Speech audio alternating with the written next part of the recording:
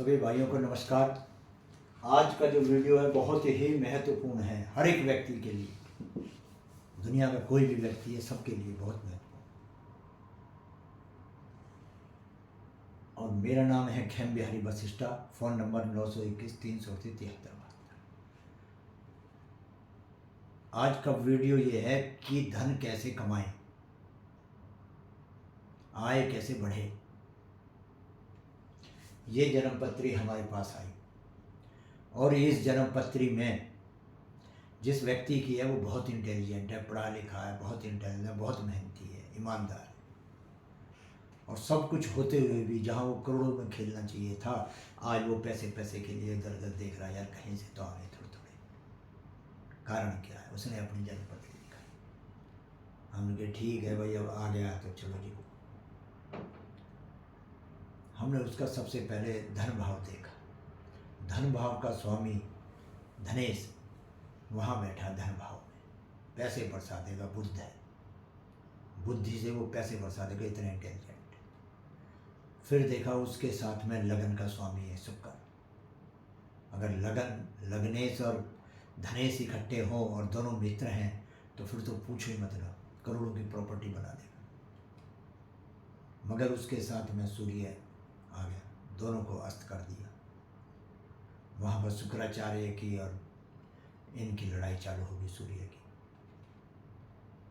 और इनकी लड़ाई के चक्कर में जितनी भी वो चल संपत्ति थी उनकी, अचल जो संपत्ति थी, वो सारे की सारी वो ऐसी फंसी पड़ी है कि वो जितने आमदनी आ सकती थी उससे कई गुनी वो एकदम आमदनी कम चला हुआ। फिर हमने उसका आय भाव देखा। आय भाव का जो स्वामी है गुरु, वो 12वें भाव में बैठा है। उसने कही भी मैं भी पैसे नहीं, आय नहीं कमाने दूंगा। और जो बृहस्पति देव जी हैं, गुरु जी, वो जो 12वें में बैठे हैं वही कारक है। धन भाव का भी वही कारक है ना। 2 5 9 9 9 11 के स्वामी। धन भाव का भी वही है, आय भाव का भी वही। तो ना धन में मदद कर रहे, ना आय में मदद कर रहे गुरुदेव जी। और उसमें जो बैठे हैं स्वामी भी गया और कारक भी गया। और उस भाव में जो ग्रह बैठे हैं, राहु बैठा है और चंद्र बैठे हैं, वो आपस में उनका युद्ध है। तो उसकी चल के ना तो चंद्र मदद कर रहा उसकी, अगर चंद्र मदद कर दे तो पता नहीं कहाँ कहाँ पहुँच जाए। पर राहु और चंद्र की लड़ाई में वो न चंद्र मदद कर रहा, ना राहु मदद कर रहा। लगता है कि अब आया पर आ नहीं पा रहा पैसा। ना गुरु जी कमाने दे रहे, ना चंद्र कमाने दे रहा, ना राहु कमाने दे रहा। वहाँ वो फंसे पड़े। धन भाव भी गया, चाल भी गई संपत्ति, और अचल संपत्ति भी गई। और भाग्य का और कर्म का जो है स्वामी कर्मेश और भाग्येश, वो शनि है, वो केंद्र में बैठा है। मगर वो भी शत्रु राशि में बैठा है शनि, वो भी पूरी तरह से नहीं। और केंद्र का स्वामी केंद्र में बैठता है तो आधी ताकत वैसे रह जाती है। तो शनि महाराज भी नहीं मदद कर रहे और उधर ये भी मदद नहीं कर रहे। तो सारा वो खेल देख के हमने उसे उपाय बता दिया कि वे ये उपाय कर, अब पूरी भगवान की शरण में रह के कि जो कुछ खेल है भगवान तुम ही करो।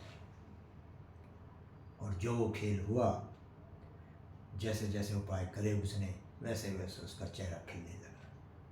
फिर आया, मैंने कहा गुरु जी मज़े आ गए। मैंने कि मज़े आते रहेंगे, मगर शर्त वही है, घमंड में मत आ जाइयो कि मैं ये सोच ली ये इनकी कृपा है। जैसे जैसे तू इनके चरणों में पड़ा रहेगा, जो जो उपाय बताएं चुप उपाय कर ले और ज़िंदगी में मज़े लूट। तो सभी भाइयों से अनुरोध है कि हमारे चैनल को लाइक कर देना, सब्सक्राइब कर देना। कोई कमेंट्स लिखना हो तो कमेंट्स लिख देना। और किसी तरह का भी ज्योतिष किसी को दिखाना हो, इस पे फ़ोन कर देना। यही व्हाट्सएप नंबर है हमारा और यही हमारा फ़ोन का नंबर है।